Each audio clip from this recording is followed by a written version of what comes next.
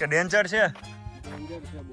ઓહો એ આ તો ભાઈ અઘરું છો, હાચવી હાલવા છે એવું છે. ગાડી પાર્ક કરીને ટ્રેકિંગ કરી અને જો અહીંયા અમે રાતે રોકાણા હતા. આગળથી લેફ્ટ અંગૂઠાનું અહીંયા પૂજન કરવામાં આવે છે. આ જગ્યાએ વાઇલ્ડ લેક રેસ્ટોરન્ટમાં મેગી ખાવાના છે. તમે ડ્રાઈવર છે ને 24 કેરેટ હોય ને કોઈને 10 માંથી 10 માર્ક આપે એમ હોય તો જ આવજો. આખો આ સ્લોપ છે ને ચડાવીને આવ્યા અમે. અને હવે કેટલા વર્ષોથી અહીંયા? 50 વર્ષથી. અને એમ કહેવાય કે સૌરાષ્ટ્રમાં જ્યારે પાડો આવ્યો હતો સત્તાધારમાં ત્યારે તમે સાયકલ લઈને ગયા હતા. તો આજની જર્ની માટે રેડી. આજે આપણે ક્યાં છીએ? માઉન્ટ આબુ. અને અત્યારે કેટલા વાગ્યા છે? 11-12 વાગ્યા છે. અમે શું કરશું એ કઈ આપણને ખબર છે? તને? એને બી નથી ખબર. અમે આ 2 એક્ટિવા લઈ લીધી છે ભાડે. કેટલા? 250 અને 200 રૂપિયાનું પેટ્રોલ નાખ્યું છે. કારણ કે હિલ સ્ટેશનની ફરવાની મજા તો શેમાં આવે? સ્કૂટીમાં આવે. અને અમે અહીંયા રોકાણા છે. એક વ્યૂ બતાડો અને પછી આપણે નીકળીએ. ક્યાં નીકળીએ હજી ખબર નથી. વેટ કરીને આગળ જોવો. જો અહીંયા અમે રાતે રોકાણા હતા. અહીંયા જમવાનું ને એવું બધું છે. વ્યૂ એક નંબર હો ભાઈ. હમ જા રહે હે ગુરુ શિખર ભાઈ. ગાડી પાર્ક કરીને ટ્રેકિંગ કરી અને ઓફબીટ પ્લેસ ઉપર હવે હું ટ્રેકિંગ કર્યું. ગાડી ગમે ત્યાં પાર્ક કરી નાખી અને સામે ગુરુ શિખર ફૂલ ટ્રાફિક. અને અહીંયા છોકરા આવે આ બધું ભેગું કરી હે દિવસે તાપણું. કોને આમાં કોની મહેનત છે? કોને? તો આવી ગયા ગુરુ શિખર. આ પાર્કિંગ છે. બાઇક હતી એટલે 20 રૂપિયા લીધા પાર્કિંગના.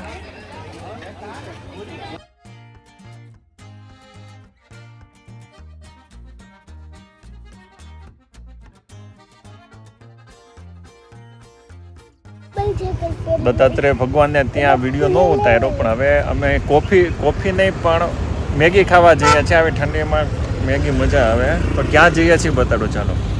જો આ ઓન રોડ આ એક કેફે દેખાણું છે ને પબ્લિક ઓછી છે એટલે આવશે મજા. એટલે દત્તાત્રેય ભગવાનના ઓલા ઉપર જ રસ્તામાં અમે અહીંયા જઈએ છીએ મેગી ખાવા. આગળથી લેફ્ટ. તને જ્યાં રસ્તો મળે ત્યાં તું હાલો જ જા. ક્યાંક તો અમે દત્તાત્રેય ભગવાનને ત્યાં ગયા હતા. ત્યાંથી અમે રસ્તામાં આવ્યા. આ જગ્યાએ વાઇલ્ડ લેક રેસ્ટોરન્ટમાં મેગી ખાવાના છે. પબ્લિક ઓછું છે. ને ગુરુ શિખરથી અમે 3 કિલોમીટર નીચે આવી ગયા છે. અચલગઢ છે અને અહીંયા મહાદેવજીનું મંદિર છે અને કંઈક સ્ટોરી છે. મને ખબર નથી, હું ફર્સ્ટ ટાઈમ છું. ચાલો જો પબ્લિક તો ઘણી બધી છે અને 20 રૂપિયા અહીંયા આપણે કાર પાર્કના આપી દીધા અને હવે આપણે આગળ જઈએ છીએ. અત્યારે તો અંદર આવી ગયા છે. બધા જૂના મંદિરો છે. હવે આનો ઇતિહાસ શું હશે એ તો કોઈને પૂછવું પડે. હવે આમાં કઈ રીતનું છે આપણે જોઈએ. આ શું હતું ખબર છે? રાઈટ અંગૂઠો અહીંયા પૂજવામાં આવે છે. અહીંયા આપણે ભોલેનાથનો અંગૂઠો પૂજવામાં આવે છે કારણ કે અચલગઢમાં છે ને એક મોટો પાતાળ કૂવો હતો. એટલે બહુ મોટો કૂવો હતો.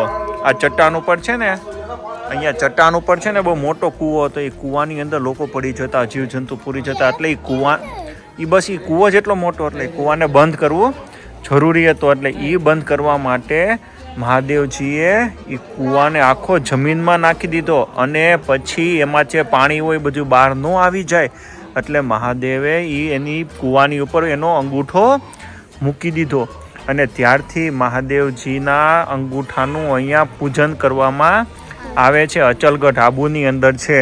કોઈ પણ મંદિરમાં આવીએ ને એટલે એને એન્ટ્રી ગેટ પાસે કિચન ને રમકડા ને બહાર ખાણીપીણી નકરો અંદર કિચન ને રમકડા ને આન તે મતલબ હાવ વ્યવસાય બનાવી નાખ્યો છે. અમુક જગ્યાએ તો એમ થાય કે આપણે દર્શન છે ખુદી મંદિર પરિસર સુધી દુકાનો મેળા કરે રમકડાની કિચનની. આ કઈ રીતે આ ભગવાન કે મેનેજમેન્ટ સમજાતું નથી ભાઈ. અચલગઢ કિલ્લો જોવા માટે પણ તમે આ સિંગલ પટ્ટીનો ફૂલ જોવા આવો સ્લોપવાળો રોડ છે. એટલે તમે ડ્રાઈવર છે ને 24 કેરેટ હોય ને કોઈને 10 માંથી 10 માર્ક આપે એમ હોય તો જ આવજો. કાં પછી એક્ટિવા હોય તો કોઈ વાંધો નહીં. તમે ખાલી થોડોક રસ્તો તો જોજો. આ જુઓ સિંગલ પટ્ટીનો રોડ છે. 10 માંથી 10 કોઈ તમને આપતું હોય ને ડ્રાઇવિંગમાં તો જ આવજો એમ. ખાલી ઘરવાળી વખાણ કરે ને તમે ચડી જાઓ એમ નહીં. ગામનો કોઈ વખાણ કરતો ને કે બાકી તારા ડ્રાઇવિંગમાં કંઈ ઘટે નહીં તો જ આ બાકી આમાં અઘરું પડી જાય. જોવો તો ખરા આખો સ્લોપ છે ને ચડાવીને આવ્યા અમે. અને હવે અહીંયા કિલ્લો છે અચલગઢ તીર્થદ્વાર અને અચલગઢ ફોર્ટ આવવું હોય ને તો ગાડી જ્યાં તમે નીચે અચલગઢ મહાદેવનું મંદિર છે ત્યાં મૂક્યું ત્યાંથી તમારે 15 મિનિટ વોક કરતાં કરતાં આવવાનું. જો ગાડી લઈને ન હોય તો 15 મિનિટનું વોકિંગ ડિસ્ટન્સ છે ભાઈ. પછી ઉપર પાછી સીડી તો ચડવાની તો અલગ.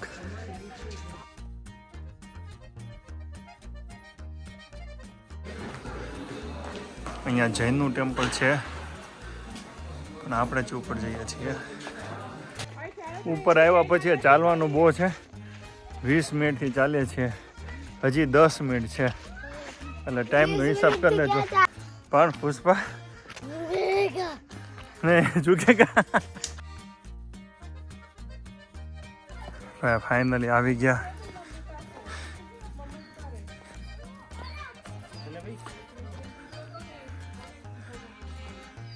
મહારાજ આ કેટલું 5,500 વર્ષ જૂનું. અને કોણે બનાવ્યું હતું? કુંતી માતાએ મંદિર બનાવ્યું છે. આ માતા કુંતી માતાએ બનાવેલું આ મંદિર છે અને 5,500 વર્ષ પહેલાનું મંદિર છે. પ્રાચીન છે અને ખરેખર અહીંયા શાંતિવાળી જગ્યા છે, મજા આવે છે. અરે મારા તમને મજા. કેટલા વર્ષોથી અહીંયા? 50 વર્ષથી. અને એમ કહેવાય કે સૌરાષ્ટ્રમાં જ્યારે પાડો આવ્યો હતો સત્તાધારમાં ત્યારે તમે સાયકલ લઈને ગયા હતા.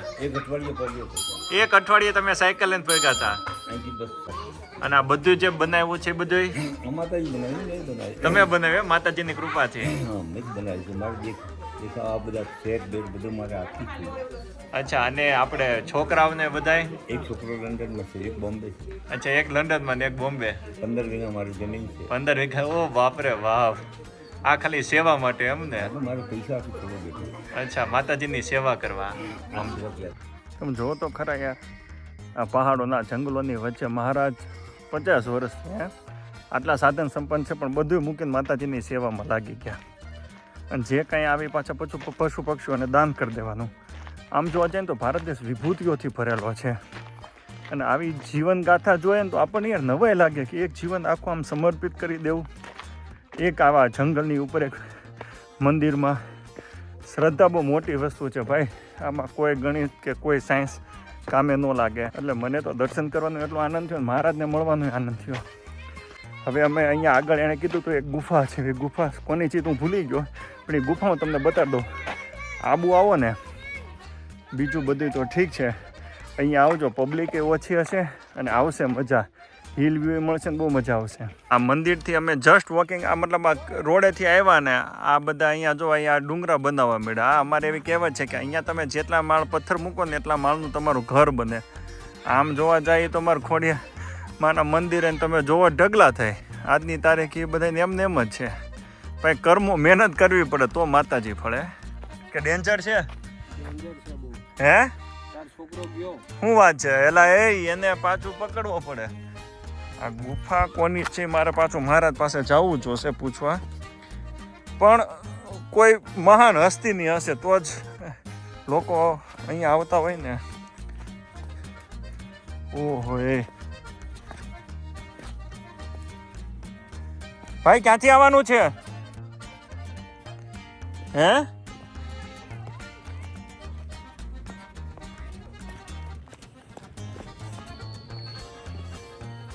હા તો ભાઈ અઘરું છો, હાચવી હાલવા જેવું છે.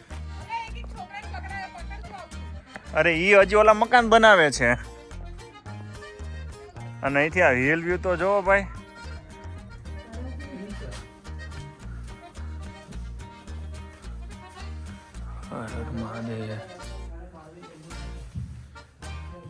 હવે અહીંથી પાછા ચડવાનું છે આરામથી. હો અહીંથી હું રિટર્નની અંદર રોડ બતાડું છું, તમે વિચારજો ચડતી વખતે કેવું અઘરું પડે. ખાલી થાર જ ચડીએ કે 4x4, બાકી કોઈનું કામ નહીં ભાઈ.